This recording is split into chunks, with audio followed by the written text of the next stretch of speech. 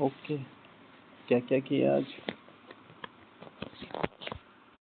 मधुबन में आके सबसे पहले ध्यान रखना है अपने योग का, बाकी सारी चीज़ें सेकेंडरी हैं।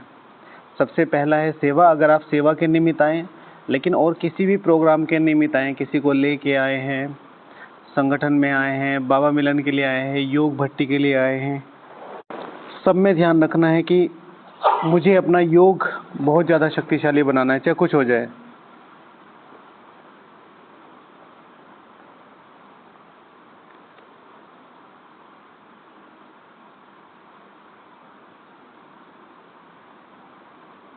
तो आज का टॉपिक जो था उसके लिए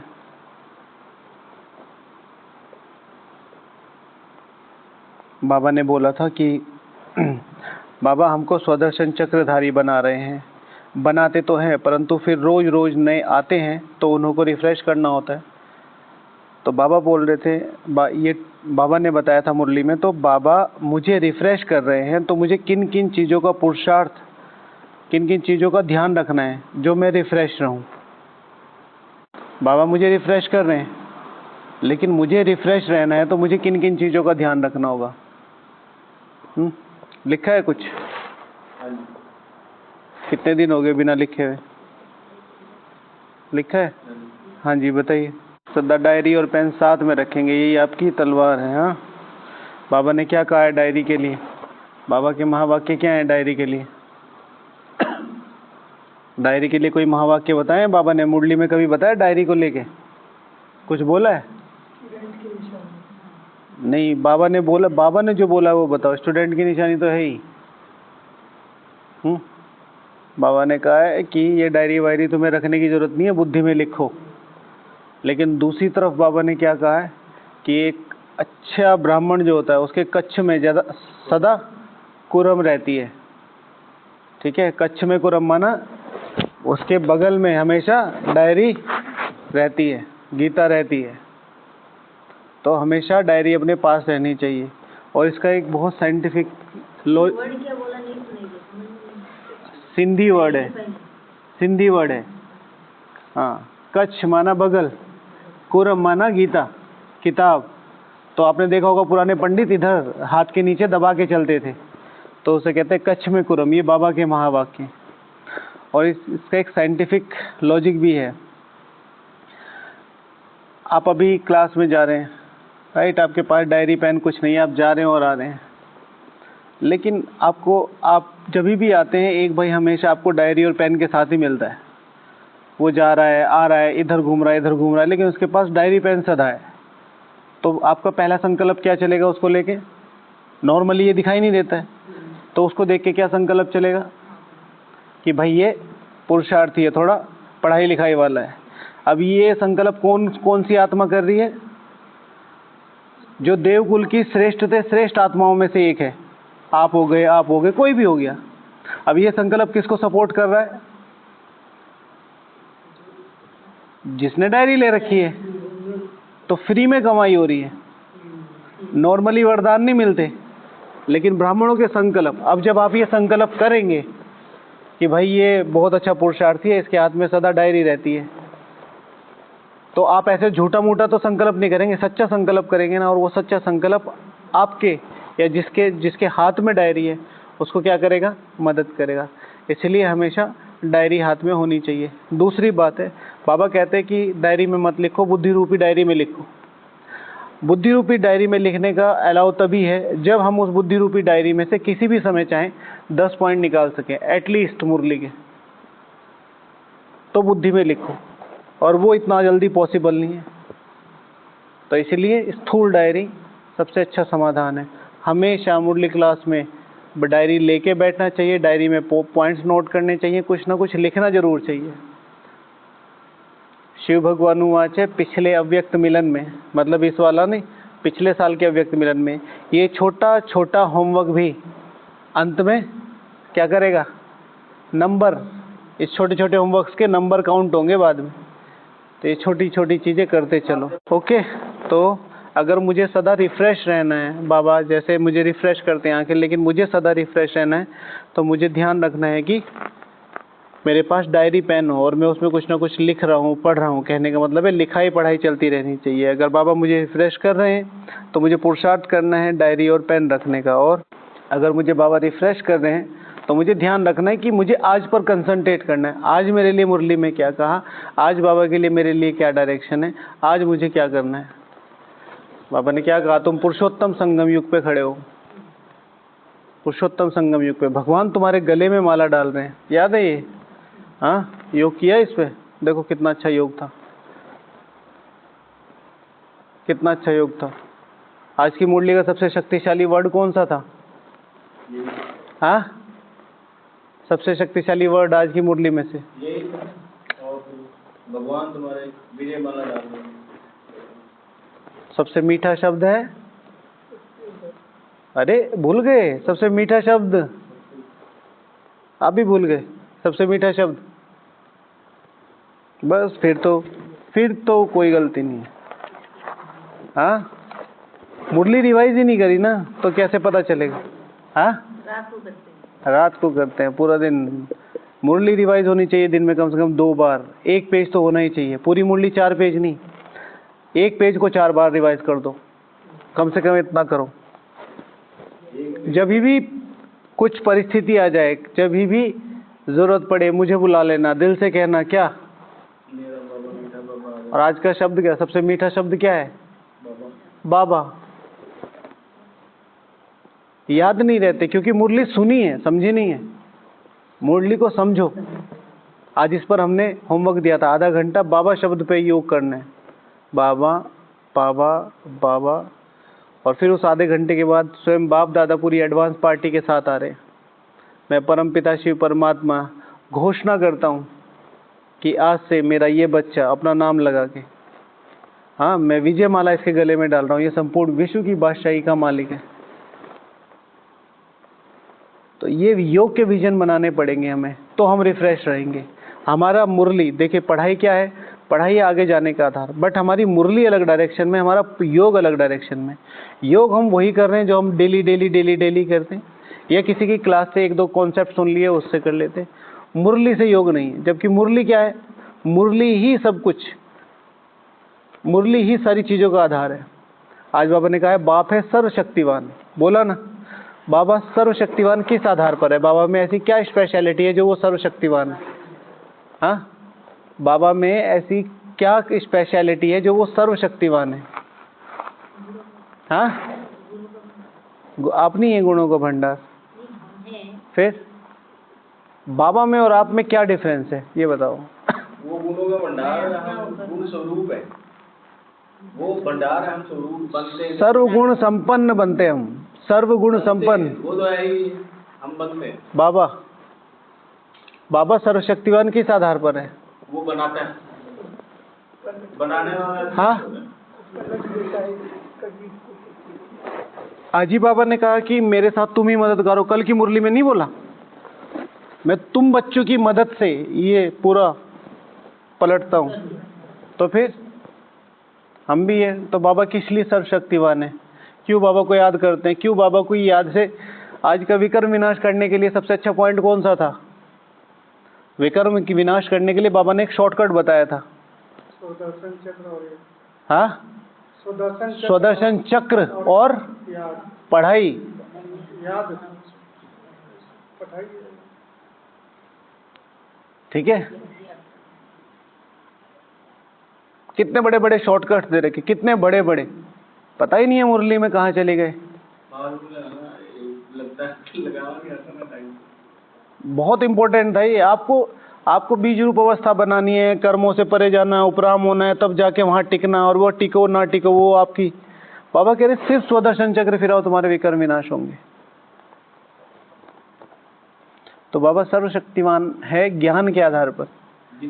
किसी भी आत्मा के पास अगर कोई चीज नहीं है जो भगवान के पास बिल्कुल अलग है, वो है ज्ञान का सागर है। उस ज्ञान के आधार से हमें पता चलता है हम आत्मा है, वो परमात्मा है। उस ज्ञान के आधार से पता चलता है गुणों का सागर है, मैं अवगुणों का सागर हूँ। उस ज्ञान के आधार पर पता चलता था कि वो शांति का सागर है, हम शांति के सागर थे। इस तरीके से ज्ञान, आपको लैंग्वेज नहीं आती, आपको देश अलग है, आपको किसी से बोलना नहीं आता, पर आपके पास ज्ञान है, बस एक ज्ञान, कोई टेक्नोलॉजी, आप कहीं पर भी खड़े हो जाओ, आप वहीं से अपना बिजनेस शुरू कर सकते हो। आपके पास कितने ही पैसे हैं, कितनी ही धन है, कितनी संपत्ति है, लेकिन सारी लिमिटेड है। ये राइट आंसर नहीं कि बनाने वाला बड़ा होता है, भगवान बनाने वाला है, इसलिए ये भी है, आपने ज्ञान निराकार भी तो बाबा बनाता है, निराकार तो हम भी है ना। नहीं, निराकार नहीं, जैसे कि हम जन्म मरण जैसे वेरी बस ये सारी चीजें क्या है, नॉलेज है ना। ये सारी चीजें पैदा कैसे हुई, वो तो फिर 32 गुण, वो जो 32 गुणों वाला चित्र है वो सारा ही आ जाएगा। जन्म मरण से न्यारे हैं, कालों के काल हैं, हाँ, ब्रह्मा विष्णु शंकर के भी रचयिता हैं, ये सारे आ जाएंगे। लेकिन पहली चीज जो सबसे स्पेसिफिक बनाती है परमात्मा को हमसे, वो है परम ज्ञान। उस ज्ञान के आधार पर सारी चीजें खुलती हैं फिर। ओके, आज पे ध्यान देना है। आज की मुरली मुझे क्या कह रही है, आज की मुरली से मैंने कौन सा होमवर्क करना है, आज की मुरली से कौन सा कल भी समझाया था। मुरली को समझने के लिए बहुत मेहनत करनी पड़ेगी। मुरली पढ़ने की चीज नहीं है, ठीक है, मुरली सुनने और समझने की चीज है। मैं कई बार कहता हूँ क्लासेस में भी कि अगर आपके कोई बहुत अच्छा मुरली बजाने वाला है, वो बजाने लगे तो आप क्या कहेंगे, वाह बहुत बढ़िया मुरली है, बहुत बढ़िया मुरली है। लेकिन अगर कोई म्यूजिशियन वो मुरली सुन रहा हो तो उसके हाथ ऐसे ऊपर नीचे चलने लगेंगे रिदम में। आप मुरली सुन रहे हो बस, तो आपको अच्छी लग रही है, वो समझ रहा है तो उसको डबल अच्छी लग रही होगी, क्योंकि उसको पता है वो कौन सी ताल लगा रहा है, कौन सी रिदम लगा रहा है। तो मुरली सुनना नहीं है, सुनते वक्त हमें बहुत मजा आता है, बाबा ये कह रहा है तो मेरे मीठे बच्चे में गले में माला डाल। समझना है, क्या मैं उस गले के में उस माला के लायक मेरा गला बना है कि भगवान उस गले में मेरी माला डाल दे, तो फिर वो योग बन जाता है। अच्छा, और कुछ? अगर मुझे सदा रिफ्रेश रहना है तो भैया ने लिखा है अपने ध्यान का ध्यान रखना है कि मेरा ध्यान कहाँ है। ठीक है, मैं वास्तव में ध्यान में हूँ या ज्ञान में हूँ। बहुत सारी चीजें, जैसे कई बार बताया है, एक होती है माया, एक होता है रावण। रावण का मोटा रूप दिखाया जाता है, काम का पता चल जाएगा, क्रोध का पता चल जाएगा, लोभ मोह का पता चल जाएगा। माया है मीठी, माया का पता नहीं चलता। एक ब्राह्मण आएगा, पास में आपके बैठेगा, ओम शांति, कौन से सेंटर से आए हो, वहाँ कैसे होता है, यहाँ कैसे होता है, और बातें फिर कहाँ की कहाँ चली जाएगी। आप अपनी बता रहे, वो अपनी बता रहा है। ठीक है, हाँ, समझ किसी को किसी की नहीं आ रही है, बस सुनने सुनाने पे लगे हुए हैं। फिर वो अपनी वहाँ की बताएगा, फिर आप इधर की बताएंगे, हमारे यहाँ ये, हमारे वहाँ, और धीरे धीरे धीरे व्यर्थ बढ़ता बढ़ता कहाँ चला है। फिर इसी तरीके से रूम में, इसी तरीके से सेंटर्स पे, राइट। तो मुझे ध्यान रखना है, मैं क्या, मेरा उद्देश्य क्या है। मेरा उद्देश्य है, अभी अभी हम मोहिनी दीदी जी से मिल के आए तो उन्होंने एक ही बात बताई कि यहाँ पर आए तो ये 4 चीज ध्यान रखो, मेरा उद्देश्य क्या है यहाँ आने का। What is the definition of त्याग। हम इतना त्याग करके आए हैं, what is the definition of त्याग, क्या कहेंगे त्याग को? त्याग की डेफिनेशन क्या है? हाँ, भाग्य, जितना हम त्याग करेंगे हमको त्याग से भाग्य मिलता है, ये डेफिनेशन नहीं है, ये तो रिजल्ट है। त्याग की डेफिनेशन क्या है? मैं कह रहा हूँ आपने बहुत त्याग किया है, या आप कहते हैं मैंने बहुत त्याग किया है, तो क्या त्याग किया है? त्याग की डेफिनेशन क्या है? त्याग की डेफिनेशन, भाई हम त्याग कर रहे हैं ना बाहर की चीजों का, ये छोड़ दिया, वो छोड़ दिया, विकार छोड़ दिया, तो त्याग कर दिया। त्याग का डेफिनेशन क्या है? नहीं, हाँ, जैसे कोई घर छोड़ के यहाँ पे आए हैं, ये भी तो एक नॉर्मली त्याग ही हुआ। त्याग हुआ, डेफिनेशन क्या है त्याग की? त्याग हमने जो छोड़ दिया, हाँ, वो याद ना है। भाई आप दुखी थे, वो आपसे दुखी थे, आपके घर वाले, आप घर वालों से दुखी थे, तो आपने छोड़ दिया, तो उसमें कौन सी बड़ी बात है? खान पान, पहन, रहन सहन। हाँ, भाई आपकी तबीयत खराब थी, आपको पता है भाई उसको खाऊंगा, मुझे मेरी तबीयत खराब होगी, मेरा शरीर वो होगा, तो आपको तो छोड़ना ही था, तो आपका तो फायदा हुआ। हाँ, तो क्या है त्याग का? पहले त्याग की डेफिनेशन बताओ, फिर त्याग की बात करना।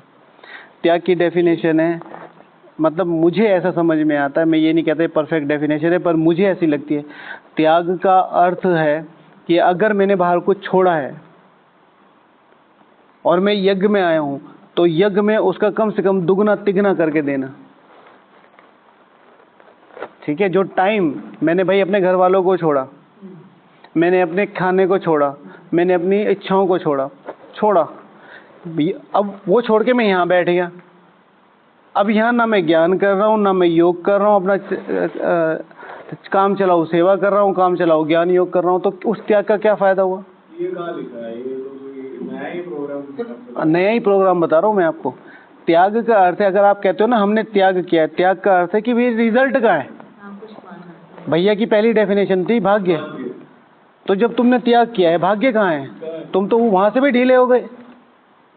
वहां कहीं पे भी सेवा करते, कंपनी तुम्हें मार मार के सेवा कराती, यहाँ तुम्हें 6 घंटे करते हुए प्रॉब्लम हो रही है। वहां तुम रात को 10 बजे आते, यहाँ तुम 7:30 बजे अपने कमरों में घुस जाते हो। तो उस त्याग का फायदा क्या लिया? आराम। त्याग का मतलब होता है भाग्य, और भाग्य मिलता है सिर्फ पुरुषार्थ से। इज इक्वल टू जो बीच में आएगा, जो डेफिनेशन बनी, त्याग प्लस पुरुषार्थ प्लस मेहनत इज इक्वल टू भाग्य। आहिस्ते आहिस्ते नहीं होगा, अब नहीं होगा आहिस्ते आहिस्ते, ऐसे तो कई सौ साल लगेंगे। अपने हिसाब से ही तो नहीं करनी ना। जितना त्याग किया है, अगर त्याग की, भाई हम कहते हैं मैंने त्याग किया है, उस त्याग की डेफिनेशन ये है कि तुमने यहाँ आके कितना दिया। कितना हमेशा हाँ, जितना सपोज टू बी आपके खर्चा 10 रुपए का है, आप ये कह रहे हैं मम्मी मेरा तो बन पड़ रहा है 2 ही रुपए है, मैं तो 2 ही रुपए दे सकता हूँ, क्या इससे खर्चा पूरा हो जाएगा? तो शिव भगवान आज एक शुद्ध तात होनी चाहिए, इतना तो है, एक शुद्ध तात होना चाहिए। इतना नहीं है मेरे भाई। नहीं, हम जो खर्चा कर रहे हैं हम उससे कुछ ज्यादा करके दे, इतना तो ताकत रखते हैं। हाँ, उतना तो ताकत रखते हैं। आपको लग रहा है कि जितने वाइब्रेशन आपने सुबह से यूज किए उससे डबल आपने मधुबन को दे दिए? डबल तो नहीं, तो पर कम भी नहीं दिया। अपने हिसाब से जो हम कर रहे हैं, अपना हिसाब मत लगाओ, यज्ञ के हिसाब से लगाओ। यज्ञ के हिसाब से दिया। सुनो एक मिनट, जिस हिसाब से यज्ञ चल रहा है, जिस हिसाब से 800 करोड़ आत्माएं, आपको क्या लगता है आज आपके पुरुषार्थ से क्या किसी आत्मा को साक्षात्कार हुआ होगा भगवान का? फिर शायद यस और नो। यस नो में हम इसलिए आपने किया है भाई, आपने सारा दिन मेहनत की है, की है, तो कमाई है आपकी जेब में या नहीं है? तो फिर है ना, यस और नो हो गया ना, यस और नो हो गया ना। आप कह रहे शायद, शायद नहीं है, कमाई होगी तो पता होगा, कॉन्फिडेंस। अब चलो एक को करा लिया, बाकी 799 करोड़। कहने का मतलब है, सारी चीजों को कहने का मतलब ये है कि सिर्फ इस चीज को समझना कि अभी हमारे पास कितनी जिम्मेवारी है।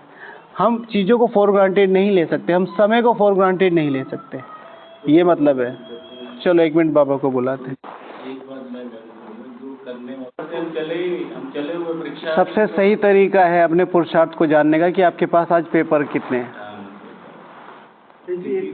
मन की, तन की, जन की। आप सिंपल सी बात सोचो, भगवान है, कह रहा भाई मेरा तुम्हारे सिवा कोई नहीं। अभी 2-3 दिन पहले मुरली में आया था, ठीक है, तुम मेरे लाडले हो। आज बाबा कह रहे मेरे विजय माला तुम्हारे सर गले में डाल रहा हूँ। फिर इतनी प्रॉब्लम कहाँ आ रही है? ना हमारा योग लग रहा, परेशानी अलग, संबंध अलग, कर्म बंधन अलग, फिर अव्यर्थ अलग, ये सारी चीज़ें दुनिया अलग सुना रही है। इतनी सारी परिस्थितियाँ क्यों आ रही है? तो शिव भगवान आज जो ऑलमाइटी अथॉरिटी की मम्मा से बात है कि पेपर इस ड्रामा की खूबसूरती है, ठीक है, पेपर आना इस ड्रामा की खूबसूरती है। बाबा चाहे तो 1 सेकंड में रोक के दूसरा शुरू कर सकता है।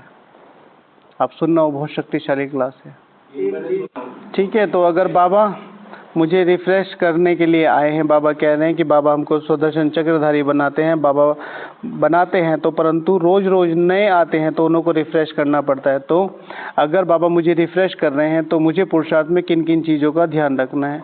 तो पुरुषार्थ में मुझे जो मेन चीज़ें ध्यान रखनी है, सबसे पहले और सबसे हाई प्रायोरिटी पे है 3 दिन से लगातार एक ही वर्ड, मुरली, ठीक है। मुरली को पढ़ना है, मुरली को समझना है, मुरली को घिसना है, मुरली को खाना है, मुरली को पीना है। मुरली 1 पेज 4 बार पढ़ दो, 1 पेज 4 बार। बाबा बताओ आप मेरे लिए क्या बताना चाहते हो? ये अनहद नाद है, ये ऐसे नहीं खुलेंगे, इन पे मेहनत करनी पड़ेगी।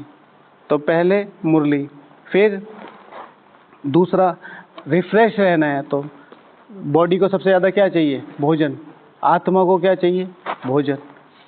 तो जितना ज़्यादा हम शुद्ध संकल्पों में रमण करेंगे, तो एक है मुरली, दूसरा है चिंतन। मेरे पास चिंतन करने का अगर टाइम नहीं है और मैं अपनी सेवाओं में रहते हुए उस चिंतन को कर रहा हूँ, तो मैं वैसे ही व्यर्थ से परे हूँ। तो कोई भी एक टॉपिक लेके आप नीचे से ऊपर जा रहे हो, ऊपर से नीचे जा रहे हो, कुछ भी कर रहे हो, कोई आपकी ऐसी सेवा नहीं है और आप उसमें चलाने की कोशिश कर रहे हैं, आपका चिंतन नहीं चला, आप चलाने की कोशिश कर रहे हैं, तो भी आप रिफ्रेश रहेंगे। तो मनन चिंतन। फिर रूहानी किताबों के शस्त्र।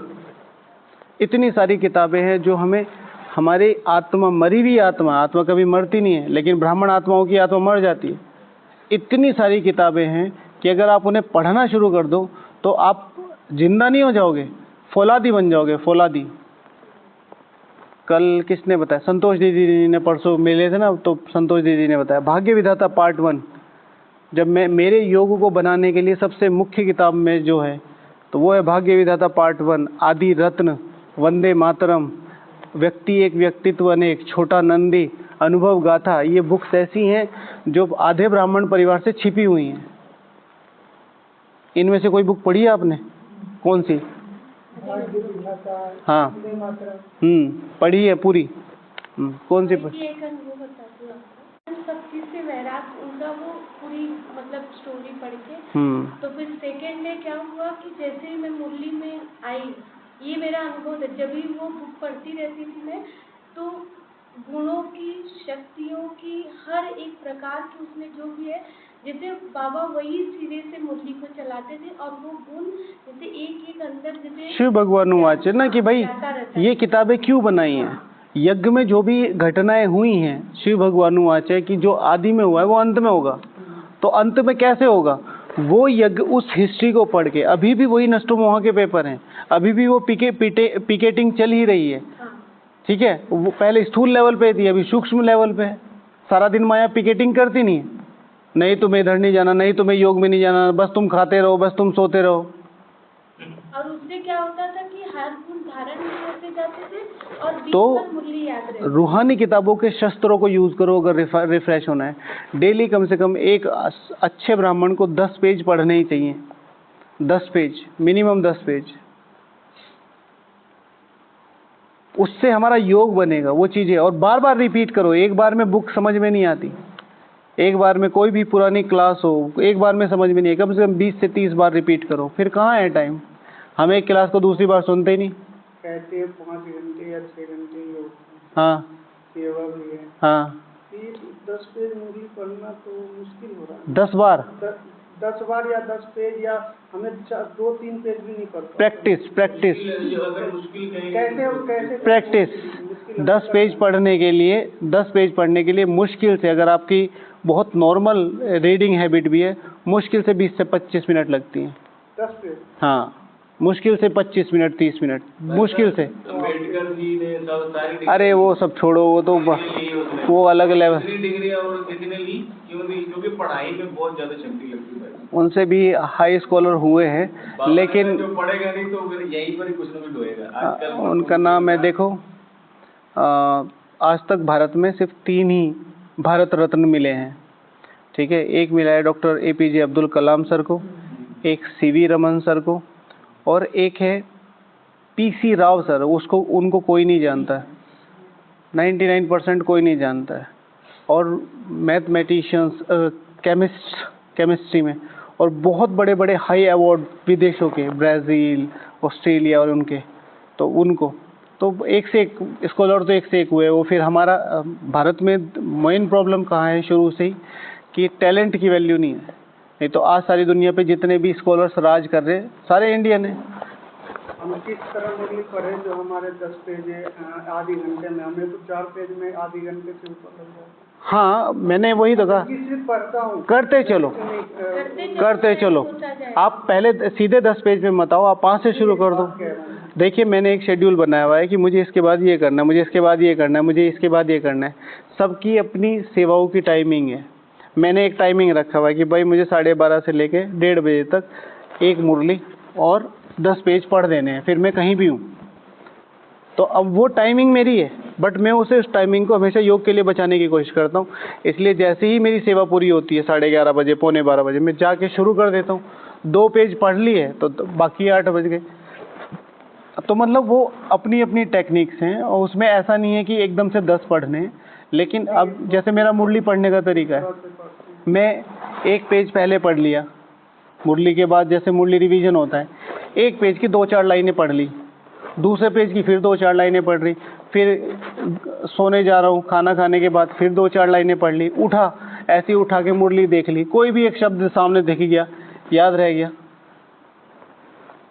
क्योंकि जैसे ही सो के उठते हैं तो आपका मन बहुत एक्टिव होता है, जो भी चीज़ सामने से उठा लोगे वो चीज़ आपके अंदर घुस जाएगी। तो उसमें सारी मुरली रिवीजन करने की जरूरत नहीं है, उसमें बस एक अटेंशन, जिसे बाबा कहते हैं ना, निरंतर दृढ़ता, मुझे करना है, मुझे करना है, बस फिर वो चीज़ अपने आप ही अपडेट होती चली जाती है धीरे। अभी देखिए भाई, टाइम को बचाने का, तो इतना जल्दी हमारी सेवा खत्म हो जाती और हम 1-2 बहन बैठ जाते हैं नुमा सामने, सारी सेवा समेट के हर एक आ करके अपने आप बैठ जाते। आज तो इवन सब बड़ी VIP दीदियों भी आ गई 5 मिनट पहले। हाँ, तो वो भी बोली नहीं आप लोग एकदम, इतना गहरा साइलेंस हो गया था, तो वो भी मतलब अटेंशन। अब ये लोग 4-5 दिन में, हाँ, तो ये अटेंशन है ना। कहाँ ये लोग मुरली और शाम के योग में नहीं जा पा रहे थे, कहाँ इन्होंने ऐसा वायुमंडल बना दिया, बट ये प्रैक्टिस से आया। हम नॉर्मली मधुबन में आके क्या करते हैं, जो चीज़ें चल रही हैं इट गोज ऑन, हम उन पे ध्यान नहीं देते कि ये इससे भी बढ़िया तरीके से आ सकती है। जो मैं त्याग की बात कर रहा हूँ ना, कि सेवाएं तो चल ही रही हैं, बाबा हमें कर्म नहीं सिखाता, बाबा हमें कर्म करने की कला सिखाता है, सेवा नहीं करनी है। सेवा तो हमारे लेबरर्स भी कर रहे हैं, हमसे ज़्यादा कर रहे हैं। कैसे इस सेवा को शक्ति बनाया जाए, कैसे इस योग को शक्ति बनाया जाए, कैसे इन धारणाओं को, भोजन को, इन रीति रिवाजों को शक्तिशाली बनाया जाए। तो अभी ये पीस कॉल ऑफ टाइम है, इसमें एक बहुत बड़ा भाई आया हुआ था, अमेरिका की बहुत बड़ी कंपनी है शेयर्स, उसका रिटायर्ड CEO था वो। तो बता रहा था कि आप ये बताओ कि आप सही चूज़ कैसे करते हो। कि मैंने वो हर जगह गया होगा, किचन में गया, डाइनिंग में गया, आप लोगों को देखा, तो क्या हर कोई अपना परफेक्ट दे रहा है, और मुझे पता चल रहा है कि ये सैलरी भी नहीं ले रहे, तो इतना बढ़िया सिलेक्शन कैसे करते हो। तो अब उनको तो पता नहीं कि बाबा कर रहा है, लेकिन वो जो अपना वो दे रहा है, वो किस आधार से दे रहा है, वाइब्रेशंस के आधार से। और पूरी प्रकृति का सबसे शक्तिशाली चीज़, ठीक है ना, सूक्ष्म में वाइब्रेशन। जितना अच्छा वाइब्रेशन, जिसे कहते हैं बाबा, वृत्ति से वाइब्रेशन बनता है। अपनी वृत्ति को इतना शुद्ध बना के, क्योंकि हमें और उनका पता ही नहीं है, उन्हें हमारा नहीं पता, तो जब हमारा उनका तो कोई अकाउंट नहीं है, तो चीज़ें ऑटोमेटिकली फ्लो हो रही है। ठीक है, चलो फिर बाबा ने बहुत सारी चीज़ें लिखी थी, जैसे रिफ्रेश रहना है तो लेट गो करो। ठीक है, मेरे लिए क्या ज़रूरी है, मेरे लिए क्या ज़रूरी है, हर चीज़ पे रिएक्शन देने की ज़रूरत नहीं है। ठीक है, ब्रह्मा भोजन की बात होगी। फिर अब ड्रामा में मेरा पार्ट क्या है, रिफ्रेश होना ना, ड्रामा में मेरा पार्ट क्या है। तो ड्रामा में मेरा पार्ट है सर्वोच्च पावनता का, संपूर्ण विश्व की बादशाही लेने का। अब इसमें एक चीज़ जरूर ऐड ऑन करनी है, कुछ भी हो जाए, कितने भी पेपर, कितने भी परिस्थिति, कितने भी अमृतवेला, कितना भी नुमाशाम, कितना भी इधर, कितना भी उधर, लेकिन हर एक परिस्थिति और पेपर मुझे वहाँ तक पहुँचा के रहेगा। तो ये कुछ डिस्कशंस के पॉइंट थे। फिर टाइम हो गया, कल करेंगे, है ना। ओम शांति।